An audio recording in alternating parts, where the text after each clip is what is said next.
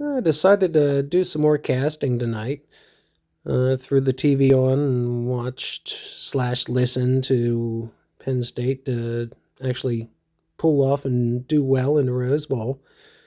So good on them for once. Normally I'm used to being chronically disappointed being a Penn State fan, but every dog has its day, I suppose. So I'm just working on some more blank material for crochet sets, more special requests. I need at least one of a yellow base, and somebody else mentioned that a teal and a pink kind of color might be a good match. So we're going to try that too.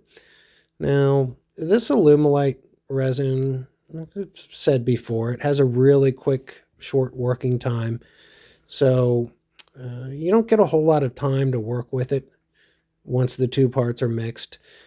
Some people like to mix it and then do all their color work, and I am very particular about it, and I like to take my time. So I do all my mixing on just the A side before I add the hardener.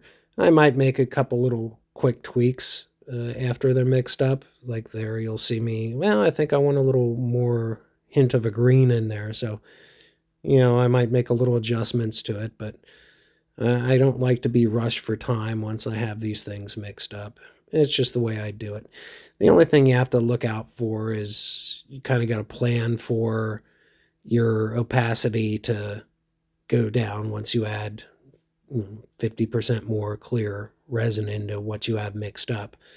Once you get the hang of it eventually, then sit back waiting for it to get up to temperature so I get the right level of mixing that I want. And from there, throw it in a pressure pot that contracts any remaining bubbles and keeps everything jammed into all the nooks and crannies. Release your frustrations banging these things out, and there you go. You're left with a couple of sets of nice little blanks that'll make some pretty crochet sets someday. Thanks for watching.